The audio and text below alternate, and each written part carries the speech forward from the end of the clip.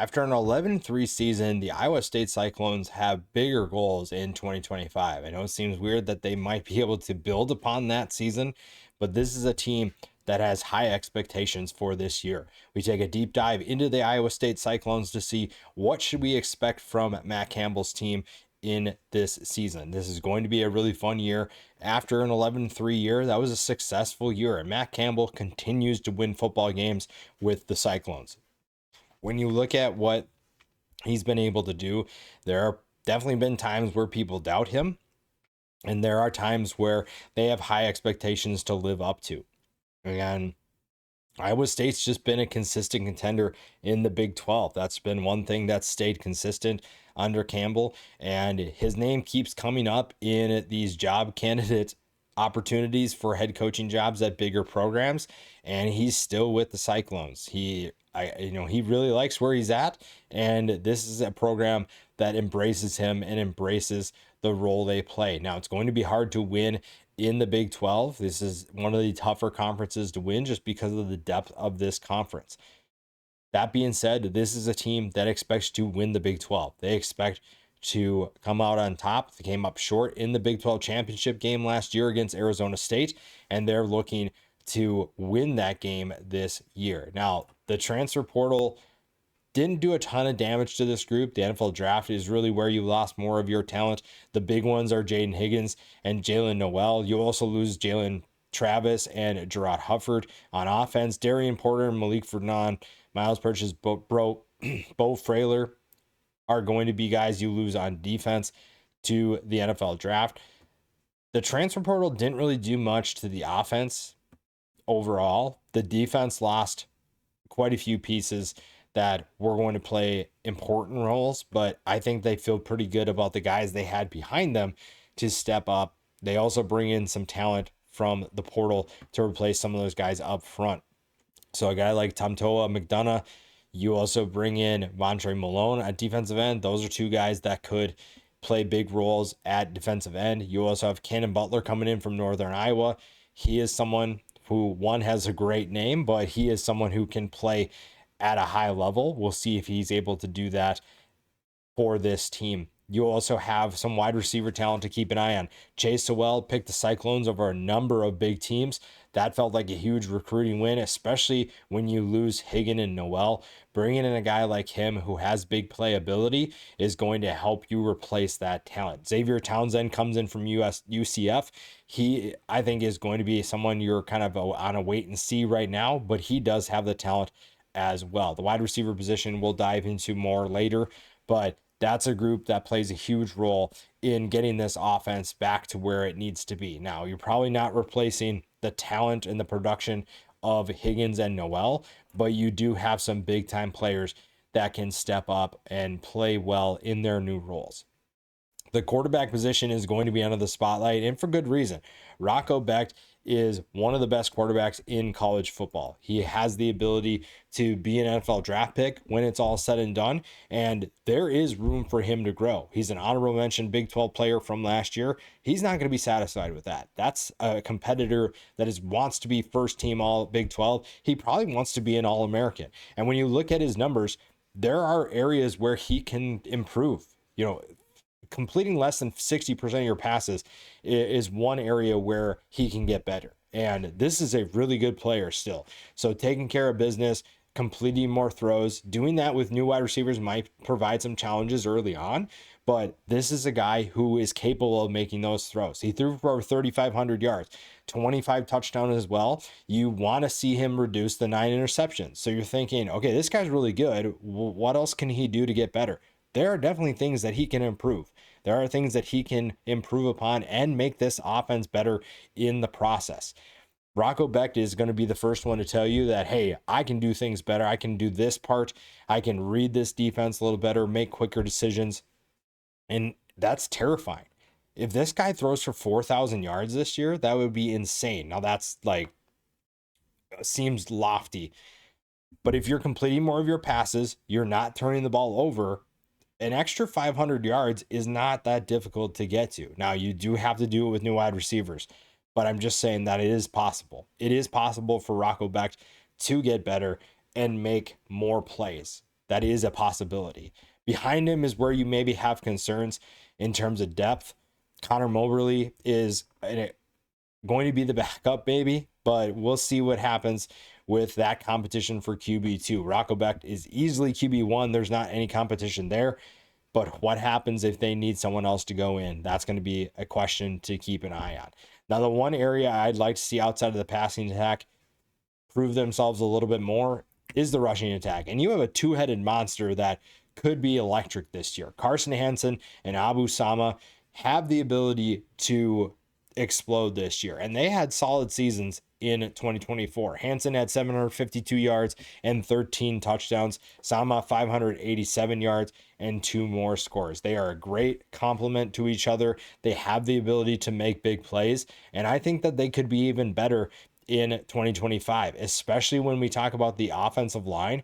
That's a group that's going to be dangerous, and they're going to open up a lot of holes for these two running backs to run through. Now, Sama's more of that home run hitter. Hansen is more the between the tackles, going to pick up a good chunk of yards. He can break off a big play every once in a while, but he's going to be your physical back that is going to take a lot out of the defense. And then Abu Sama has more of that home run ability, but both are really fun to watch run the football. And you have a great tandem to complement what Rocco Becht can do offensively and through the air.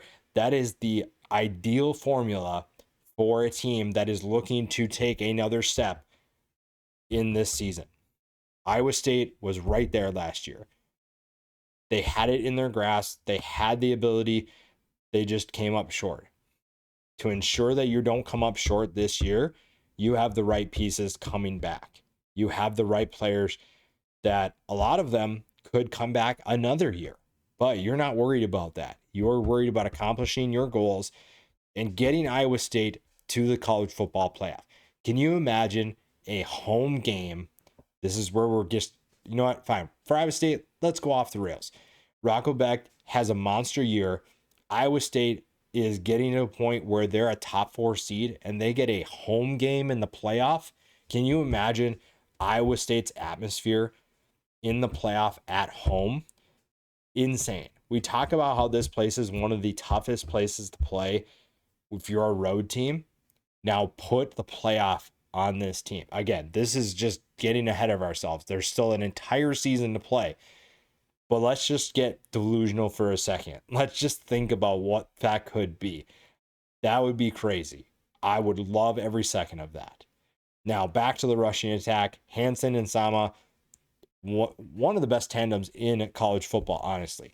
Dylan Lee and River Peppers could be two guys that are stepping up behind them. So we'll see what they're capable of doing in their roles. They're not going to get a ton of touches with the two guys at the top getting most of the carries, but they feel pretty good about that situation. The running back group is set right now. And again, they'll be a really good complement to the passing attack. And that passing attack does have some things to sort out. You lose Higgins and Noel, so you lose some of that familiarity when throwing the football. Becht has to find new players to hit downfield. Fortunately, he has a good core of guys coming back that are familiar with him, that have ran routes for him, that are able to understand what he's looking for. We talked about Sewell and Townsend. Those are guys that could have big years. Sewell had 678 yards and just 34 catches. That's nearly 20 yards per catch and 3 touchdowns for ECU. He could have gone to a number of other schools, but he steps in and he could be someone that replaces Higgins or Noel's production as close as you probably can get. Townsend is someone who has big playability. His numbers from last year don't say that, but UCF tried to utilize him in multiple different ways, and I expect Iowa State to kind of do the same. Daniel Jackson is back. He did not play last year due to injury. He is back and should be one of the starters as well. Carson Brown is someone who could step up and be part of the rotation a little bit more this year. 11 catches, 141 yards, 1 touchdown for him. You also have Dominic Overby. You have Eli Green. You need someone to step up. And I think overall, if this group can be a better collective unit, then you feel like you're in a better place, even without Higgins and Noel. Or maybe not better, but you're still in a good place. You have the ability to make big plays and make sure that this offense thrives just like it's done in the past. Now, the tight end position will also play part of that. I think that Benjamin Bremer is going to be an interesting tight end. He's someone I really like. Honorable mention all Big 12. Didn't have the best production, but averaging 17.9 yards per catch is still pretty impressive. If they can get him involved a little bit more, maybe Gabe Burkle takes a step in his production. He had 26 catches last year, 296 yards and 1 touchdown. Behind them, Tyler Moore, Kai Black comes in from the wide receiver position. Cooper Alexander played 1 game last year.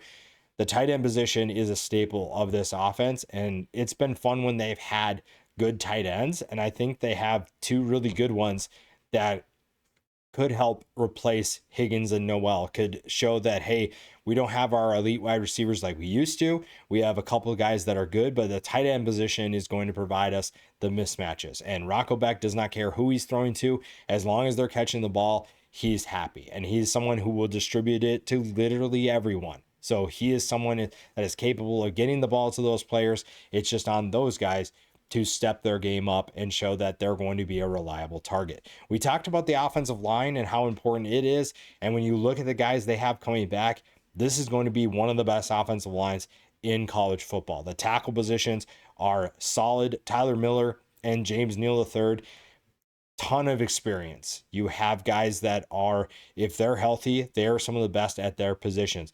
On the inside, the guard position is actually really deep. You have Trevor Burr, Dylan Barrett, and Dalen Hazer that are going to play a role at the guard positions. The starters are going to be Burr and Barrett. Brendan Black comes in at center, comes back for another year. Jim Boniface is going to be his backup. So you have really good depth behind these guys that are going to push for time. Again, if you're going to win more football games, you need to find ways to breed competition. Iowa State's offensive line just has competition built in to this group. This is a group that has hungry players that if they're not starting, they want to start. They're going to push these multi-year starters for time. Now, there's a reason why these guys are the starters. However, this staff has done a great job of recruiting, getting the right guys in place to push for starting time, regardless of who is the starter. It could be a new face, it could be a multi-year starter. They are going to make sure that they play their best to tell the coaching staff that, hey, if this guy slips, I'm ready. And that's a really exciting thing for this offense. We talked about the skill positions and the excitement we have there. The offensive line has just as much excitement. They're just not going to be that trendy pick, the trending thing to pay attention to. People aren't going to watch the offensive line, but if Iowa State has success this year, their offensive line is going to play a massive role in their success. And that's going to be something that I will pay attention to. That's something that this staff knows is important. And Rocco Beck is excited about what his offense can do because of the guys up front. That might be helpful, especially with a defense that's going through a little bit of a transition. They're getting some players back that were not healthy last year or got injured certain points through the season. That's going to be huge. The offense might need to do a little bit more work with the defensive line and the secondary, losing some key pieces. But overall, this is a team that still should be locked in to what it's looking to do. We talked about Tamtoa McDonough and Vontre Malone. Those are 2 defensive ends that could step in and start right off the bat. You also have Dominic Orange, who this staff is really excited about. Everything I've read and heard about Dominic Orange is that he is ready to take his game to another level, and he was kind of just scratching the surface of what he could do last year. Ike Iziogo is going to be the other guy that you need to keep an eye on. He and Camden Butler, opposite of McDonough and Malone, will be 2 guys to keep an eye on in this unique defense. When you look at Iowa State, you know that John Heacock is going to bring a unique look to this defense. He's been a trendsetter defensively. He's been a big reason why a lot of other teams have studied Iowa State football. And it's not really what they do with the defensive line, but rather the guys around them. It's just that something that gets kind of lost in translation is that you expect, when you see these good defenses, that you see all these different moving pieces, and from maybe the casual perspective, you think, okay, well, they're doing this with this linebacker, or they're doing this with these safeties or defensive backs. If you don't have a good defensive line, it doesn't matter what your linebackers or safeties or corners are doing. If you're not getting pressure, if you're not being disruptive, it's not going to matter. And this is a group that is ready to show that they're locked and loaded to do it again. They are locked and loaded to be a disruptive group. And this is a group that can definitely take a step forward. Now, they were really good against the pass last year, but they struggled against the run. So how do you find ways to balance that out? You're probably not going to be the first best team against the pass again in 2025, but even if you take a step back, can you go from 110th against the run to 70th? That's a good jump that makes you better. Can you get into the top 50? Those are going to be things that are dictated up front, and a healthy group of linebackers definitely is going to play a role as well. Now, Cooper Ebel did benefit from some of those injuries, and he was able to see quite a bit of time, had a successful year, 69 tackles, 6 tackles for loss. Will McLaughlin and Caleb Bacon are two guys to keep an eye on there. Bacon and Carson Willich were two guys that could play to combine one game due to injury, and this staff is really excited to have them back. They will push for playing time. Bacon should be a starter. Willich can start as well. Kale Brazina is another guy that saw more time last year because of those injuries. He's a solid player. 22 tackles, 3 tackles for loss. Zachary Levet is another guy to keep an eye on there as well. 10 tackles for him last year. Behind them, there's even more depth. Bo Goodwin and Ryan Barnes, 30 tackles, 4 tackles for loss for Barnes. Goodwin, 24 tackles, 3 tackles for loss. So if you can keep this group healthy, that's where you really probably benefit the most. I think the struggles against the run were because injuries hurt this group so much. If you keep them healthy, that number is going to improve. I think the linebackers are in a good place as long as they're on the field, and the defensive line should make a good complement to help them out in that regard. The linebacker position is very talented. It just went through a tough time with something that you just can't control sometimes. Injuries are part of the game, and sometimes injuries just wreck an entire position group. The linebacker position got hit hard last year, and they're hoping that maybe this year injury luck is more on their side. The secondary goes through a transition. And again, this group was elite against the pass. You do lose some big names, though. You lose 3 players, 4 players that played huge roles in this team. Fortunately, you were so deep that it, not saying it doesn't matter, but it almost doesn't matter. Jeremiah Cooper and Jontez Williams are going to lead the charge. Those are 2 players that have first team all Big 12 talent. Cooper had 48 tackles last year, 2 interceptions. Jontez Williams, a big year for him, 46 tackles, 4 interceptions. I think that they are going to be huge returning pieces to help everybody else get back to where they need to be and get everyone up to speed. You bring in Trey Bell from Lindenwood, 24 tackles for him, 1 interception. Marcus Neal is going to be a starter this year, 18 tackles, 1 forced fumble. He is someone who could improve his production from last year. Tayshaun James is going to be another safety starter. They have such a unique secondary. They'll have so many different safeties, and they move them all over the field. Having Cooper back for some of these new players or these younger players that aren't as experienced is a huge player to have back. Tayshaun James, I think, is going to be really fun to watch. Another player to keep an eye on, Quentin Taylor Jr. I've heard nothing but good things about this guy. I think that he could step in and play a huge role for this team in 2025. So if you're looking for a breakout player, even in a talented secondary, Quentin Taylor Jr. is someone that could take that role. So you feel pretty good about this group despite the departures. Now, you probably do take a step back. I don't think that you can continue the production that you had unless you're recruiting at an unbelievable clip. And honestly, with some of the players that are coming back, that might be the case. That might be something that's possible. However, I do think you're going to take a little bit of a step back, and that's where the front group needs to step up a little bit more, defend the run a little bit better, and be more disruptive so that the secondary doesn't have to do as much of the work. But you should feel pretty good if you're an Iowa State fan. You have the right pieces coming back. A lot of those pieces could also return in 2026. Nobody's really paying attention to 2026 except for the coaching staff. But even then, they are focused on 2025. This is a team that, especially with the schedule they have to play, needs to be locked and loaded right off the bat. Because in week 0, you're going to Ireland for whatever reason to play Kansas State. I don't like it. I think it's wrong. I said this in the Kansas State deep dive. Having this rivalry game in Ireland makes no sense. Play a non-conference game, schedule these games. I just don't get it.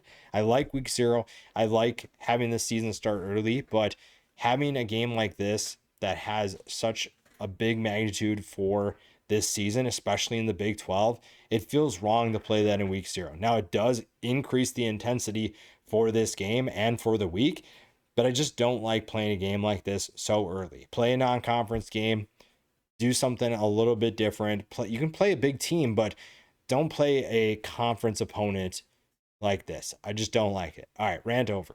That'll be a tough game to win. South Dakota is going to be a win. Iowa is going to be a tough game. You have 2 tough games in the first 3 games. That is not an ideal start. And then in the category of most random game, or one of the most random games, Iowa State is going to Jonesboro, Arkansas to play Arkansas State on the road. That is so random, but I love it. That's going to be a tough month. Arkansas State will be better, but Iowa State is a better team. Iowa and Kansas State will give Iowa State all of the trouble, everything they can handle. If you come out of that 4-0, you feel really confident about the rest of your schedule, especially leading up to the second half of your season. Now, Arizona, Cincinnati, and Colorado are games that you should take care of business, but playing at Cincinnati and Colorado will present some challenges. If you find yourself still undefeated heading into the bye week on October 18th, playing BYU, Arizona State, and TCU will require you to be locked and loaded, to be absolutely focused. If you're undefeated at that point, I feel confident that this team is going to be ready for that challenge. Even if they have 1 loss at this point, there's still everything in front of them. BYU is going to be with a new quarterback, but by that point, we're going to know if BYU is a contender or not. They'll still be tough regardless of the quarterback position. Arizona State, everybody knows the importance of that game. It's also at home, just like the BYU game. If you manage to win both of those games, don't sleep on TCU. TCU is another team that will be competing for a conference championship. That is another tough game for this team to win. Then you get another bye week to kind of sit back and recover from what you just went through. You play Kansas. That'll be a tough team to beat. It is at home. And then you go to Oklahoma State. I have no idea what Oklahoma State is going to be at that point, but we will find out pretty quick to see if this is going to be an easier game or a tough game. And at that point, we're going to know what this team is and what they're capable of in the postseason if they do make it there. Iowa State's really exciting. They have the ability to do a lot of exciting things in 2025, and we're going to find out pretty quick if this team is a legitimate contender or if they need some time to get to that point.